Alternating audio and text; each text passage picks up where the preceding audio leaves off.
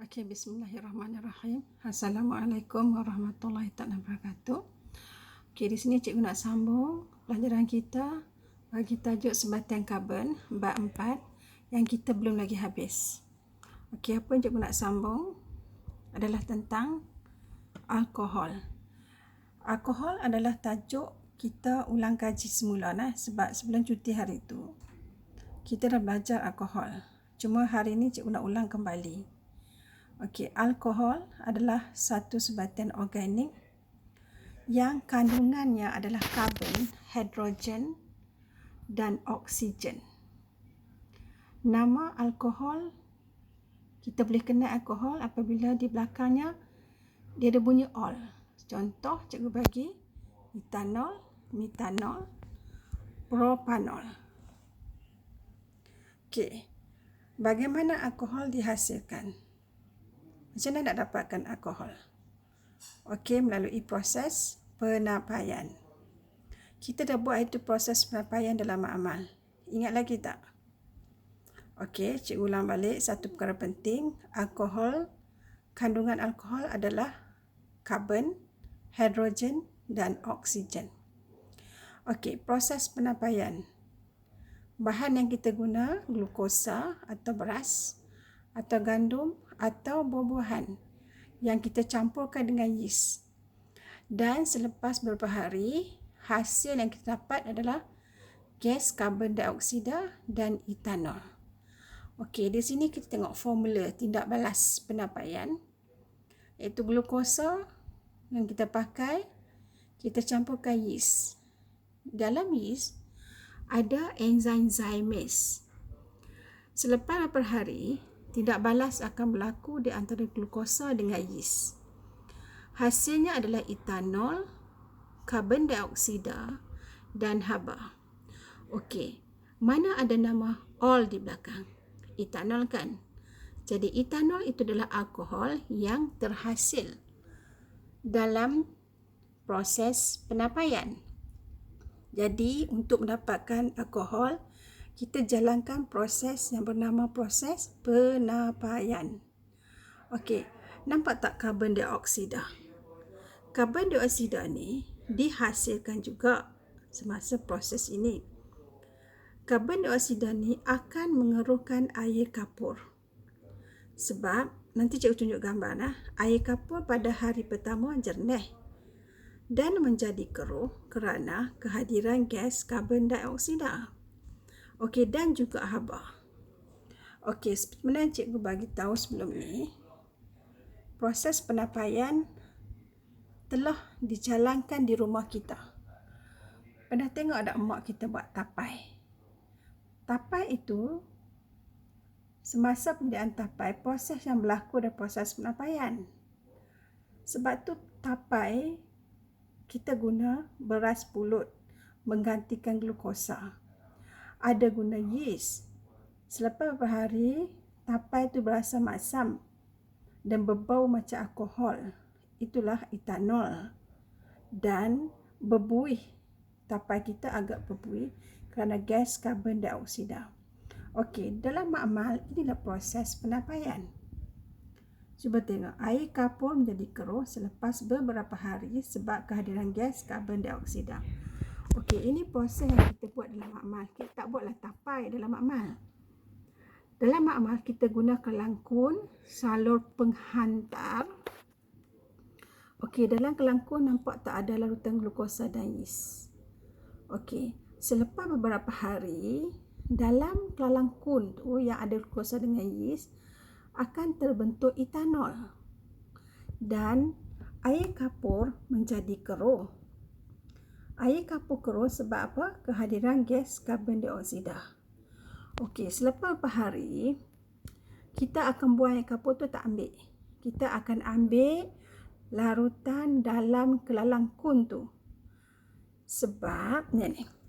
Sebab lepas beberapa hari, larutan glukosa yang bertindak dengan yeast akan menghasilkan etanol. Kita nak ambil etanol itu. Etanol itulah adalah alkohol yang dihasilkan. Proses apa?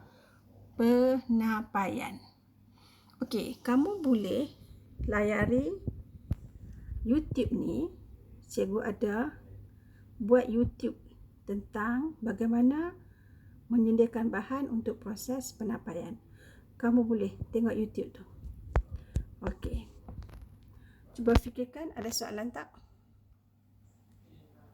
Okey. B. Kenapa kita tulis B? Okey, selepas alkohol tadi dihasilkan, kita yang etanol, maksud cikgu etanol yang dihasilkan tadi dalam kelangkung tadi, kita akan lakukan proses penyulingan. Kenapa nak buat penyulingan? Untuk menulinkan etanol yang kita dapat tadi. Okey, cikgu bagi juga YouTube sini, kamu boleh tengok YouTube ni, channel cikgu lah. So, cikgu tunjuk macam mana proses penyulingan dijalankan. Okey, ini adalah rajah proses penyulingan.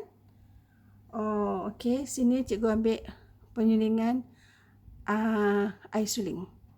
Okey, sebenarnya cikgu nak ambil penyulingan untuk menghasilkan, menulingkan etanol. Okey. Apa yang berbeza? Kalau kamu tengok sini, cikgu tunjuk sini. Apa yang berbeza? Di sini kita akan masukkan etanol, bukan larutan garam biasa. Okey, kita tukar sini. Nanti tukar sini, kita masukkan etanol yang kita dapat tu. Okey, alat rada dia sama juga. Ada air masuk dari bawah dan air keluar dari atas. Okey. Di sini nanti, okey, hasil penyulingan ni yang kita dapat sini, nanti kita akan dapat etanol tulen. Okey. Sini tadi etanol tak tulen. Okey, selepas dipanaskan, kita akan dapat di sini etanol tulen. Hasil sulingan nanti kita dapat etanol tulen. Okey, ingat jangan kita tak pakai garam tak pakai garam tau. Sini kita pakai garam. Okey, kita letak etanol. So, cancel ni kita letak sini apa? Etanol. Okey, kita akan didihkan etanol. Okey, etanol ni akan mendidih. Okey. Wap-wap air panas akan naik dan masuk ke dalam ni. Kondenser libik. Okey. Bila sampai dalam kondenser libik wap-wap panas tadi, dia akan merasa sejuk. Kenapa sejuk? Sebab ada air masuk dari sini. Okey, dan memenuhi kondenser libik. Dan akan keluar kot sini. Okey, dan titisan ini adalah etanol tulen. Okey, etanol tulen dia mendidih pada suhu 78. So, apabila suhu sini 78, termometer ni 78 darjah Celsius, maka sini adalah etanol. Okey. Jangan tunggu sampai 100. Kalau 100 sini air dah. Sebab dalam etanol tadi, kita ada campuran dengan air juga. Etanol yang tak tulen tadi ada campuran dengan air.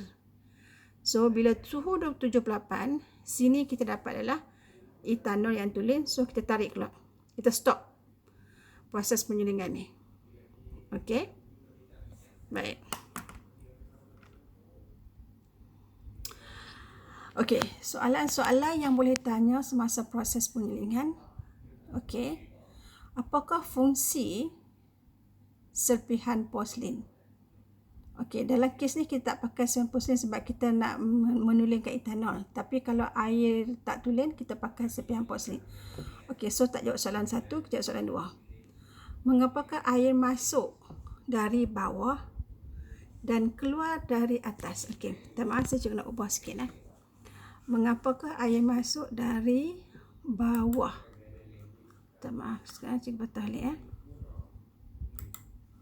Okey, sekejap. Okey, mengapa air masuk? Saya cikgu ubah dari bawah dan keluar. Okey. Mengapa air masuk dari bawah dan keluar dari atas? Okey. Jawapannya. Okey. Air masuk ke mana ni? Okey, tengok balik . Air masuk, sekejap . Okey, sini. Ini yang cikgu nak buat ni. Air masuk dari bawah ni. Okey, tengoklah kenapa dia masuk dari bawah. Kalau kita buh dari atas, air tu nampak tak dia punya ni condong ni. So air akan turun terus keluar ke bawah. Sebab ni dia pasang ke paip air. Okey, bila masuk ke bawah, dia akan penuh dulu kondenser libik ni, lebih baru keluar sini. So, semasa proses penyulingan ni, air akan penuh dalam ni. Okey, bila penuh dalam ni dia tak masuk ni, ada tube ni untuk buat air, bawa panas masuk dalam ni. So, di sini akan berlaku proses kondensasi. Sebab ada air, so dia akan buat panas, dia akan rasa sejuk. Sini dia rasa kondensasi, maka sini terbentuk titisan alkohol yang etanol yang tulen. Okey.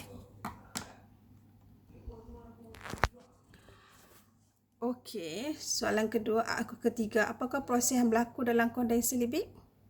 Proses apa juga bab tadi? Kondensasi. Okey, apakah hasil sulingan? Etanol tulen.